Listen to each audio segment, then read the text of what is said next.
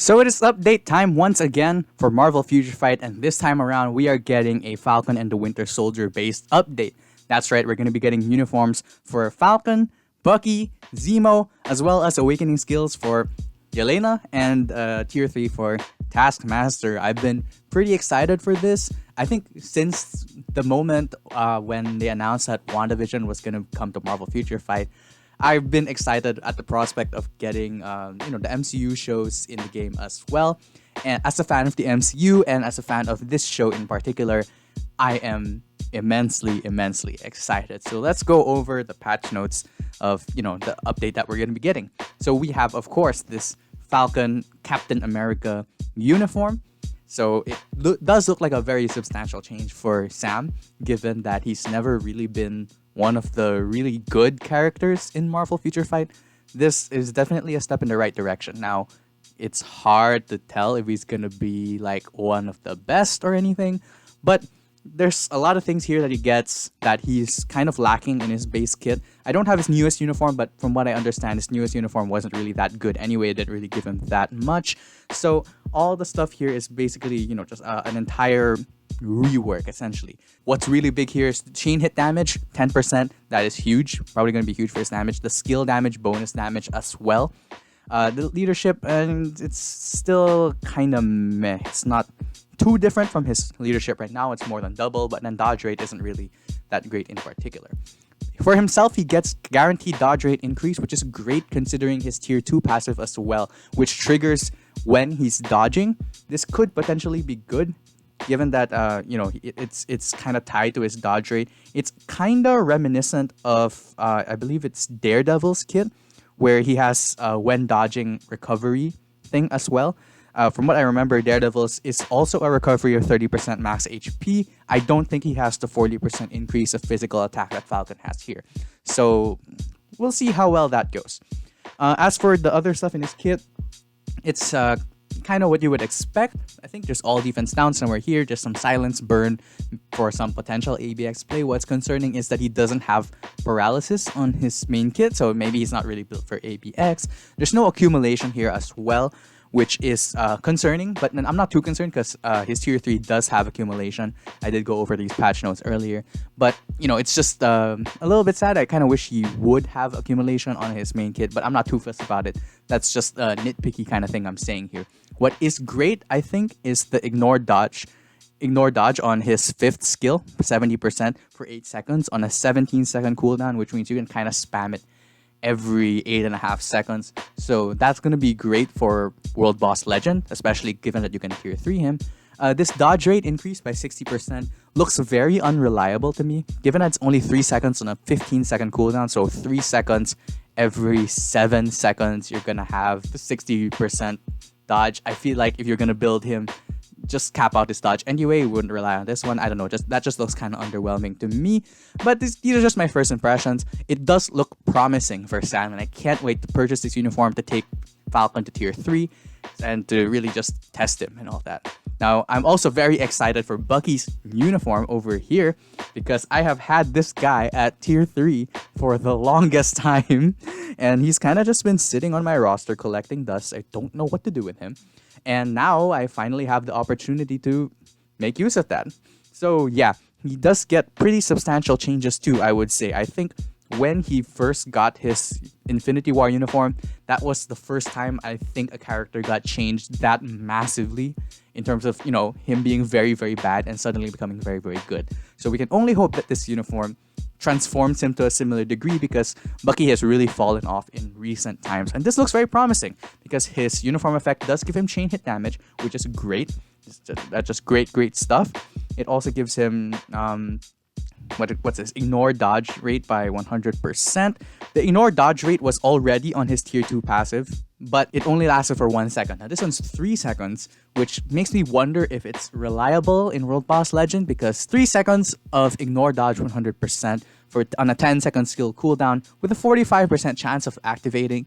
I don't know how reliable that is. So maybe Bucky's going to be the type of character that has little spikes in his gameplay and all that, where his damage will increase over time, because his skill damage, bonus damage is also kind of tied to that, which is a little concerning. But we'll see how well this works out for him. As for his base kit, I will say I think it does look a little more promising than Falcon's does, given that he does have accumulation on his third skill, and his third skill is a counter attack skill. So this is something new. Again, I mean, not new for Marvel Future Fight characters, but new for Bucky, because he did have the ignore targeting skill before, but now he has this counter attack, which I also assume ignores iframe, right? So it's kind of similar to what Bucky had before, but kind of bringing it into the modern day. But what's important here is he has accumulation based on damage dealt to enemy, which I think will kind of help him, be strong without his tier 3. And given that his tier 3 doesn't have accumulation of his own, I think this was really, really necessary for Bucky. Maybe more so than Falcon, because they did give Falcon accumulation on his tier 3. So I think that's their way of kind of balancing it out. But he does get some decent buffs here. I wish this crit rate buff was a little higher. But it's kind of what you would expect as well, just like Falcon's. It does look very promising. Again, I cannot wait to buy this uniform. I'll buy it just to be able to use my Bucky again, And here we have Baron Zemo, who I feel like no one's really gonna talk about because he's not getting an awakening skill or a tier 3 or anything like that. I kind of expected him to get an awakening skill, but it's kind of strange that he doesn't. But alright, it's also kind of weird that he's not getting an awakening skill or anything, because his leadership seems to have been improved to be more suited for World Boss Legend game modes, right? Because his original leadership, I believe, just an increase of attacks for his villain allies. And now it has ignore dodge, which we know is good for World Boss Legend. So it would be great if you could take a character like this into World Boss Legend as a leadership, but then since he's not a tier 3, he's not an awakened character, you can't. So it does seem kind of weird. I wonder what his place is here. Like, what was the idea with this character? Maybe just to give him a uniform for the Falcon and the Winter Soldier update, but I don't know. We'll see. He does get an ignore targeting skill, which I don't believe he had before. Again, I don't have Zemo. He's a paywall character, so I don't have him. I haven't spent money on this game in years. So yeah, and his kit looks alright. He only gets 4 skill changes, so it does look like this is going to be the forgotten uniform of this update, especially, again, considering the fact that the uniform is literally the only thing he gets. So yeah, I don't really have much to say about him based on the patch notes, and I don't think I'll have much to say about him in the update in general, again, because I don't have him. So anyway, moving on, we get these 5 heroes who can realize their potential. We're getting closer to having all characters in the game, being able to realize their potential. So that is interesting, certainly. And we move on to the tier 3s that we're getting. We're getting 2 tier 3s this update. One of them is Falcon and the other one is Taskmaster. So for Falcon, he does get paralysis on his tier 3. So that's what he was missing in his kit to kind of complete the whole ABX run. The fact that he has paralysis on his tier 3 makes me think that maybe he's slightly viable for ABX, but he has big shoes to fill if he's going to be going against the likes of Luna. If Falcon comes anywhere near that, I will consider this uniform and this tier 3, a big success, but we'll see about that. He does get accumulation on it, 1.5, which is pretty substantial, I would say. And he also gets an increase of damage dealt to supervillains by 70%, which is a big help for World Boss Legend, because the 2 World Boss Legends that we have right now are supervillains, as you may recall. So very promising for Falcon's tier 3. I cannot wait to give it a try. And as you look at the pretty animations here, I'm going to be going over Taskmasters as well. Taskmasters, if you compare it to Falcon's, it looks much more underwhelming. I don't know. It's just me. And there's enough stuff here to kind of get excited about. But the fact that he doesn't have accumulation or anything like that, especially given the fact that he doesn't have accumulation on his base kit anyway, makes me feel like Taskmaster is really just being given this tier 3, again, to coincide with the Black Widow update, and also to kind of have another support to take into World Boss Legend, which is a big deal, but it's also kind of sad that his character doesn't really get that much out of it. I don't know. He could still hit very hard, but it just doesn't look that promising from the perspective of the patch notes, right? I'll still try to get it there, but I don't think I can get both of these guys tier 3 immediately. Falcon's my priority, but I do want to get Taskmaster there eventually because he's going to be a big help for World Boss Legend. But Yeah, I'm talking too much. Let's just move on. Yelena is also gonna get an awakening skill. This has been kind of data mined a year ago already, so we kind of knew already that this was coming. I don't have Yelena, so I can't really comment on this. But I know Yelena was like super busted when she first came out like a year ago, and I'm sure she's only gonna get much stronger with this awakening skill. So yeah, now we move on to the in-game upgrades, not necessarily pertaining to characters. We're getting a new addition to the guided quest, or a new guided quest in general. I don't know exactly which it is, but it's something like that. So we're gonna get a tier 3 guided quest, which is kind of interesting given that they introduced the guided quest to tier 2 in the last update. So we look over here, we can see that there's a list of default characters that you can kind of build and take to tier 3. And these are your general free-to-play characters. If you get the character plus package, I assume that you're gonna have to pay crystals for this. You can take any of these other characters to tier 3. I don't know if I'm just not understanding this well, but I feel like this is kind of a trap. Because I don't know, why would you spend 2,500 crystals to get any of these characters to tier 3? Maybe also for the 50% sale for uniforms. Okay, look. Just based on the quick math I'm doing on my head, right? If you're gonna pay for 2,500 crystals for this package, plus you're gonna get a 50% sale on a uniform, it's like 3,375. You're paying 3,705 crystals for a tier 3 character, which I think you'll have to take to tier 3 anyway. Because if we're using the recent guided quest that they gave us as a precedent for this, you're not gonna be getting the character at tier 3. You're gonna be guided through the process of taking them to tier 3. So you're gonna have to take them to tier 3 anyway. You're gonna have to use resources, right? And I'm pretty sure these resources aren't gonna cut it necessarily. So it's like, doesn't seem worth it to me. There may be something I'm missing here, because maybe my reading comprehension is just not very good, but it just seems like something that I would avoid.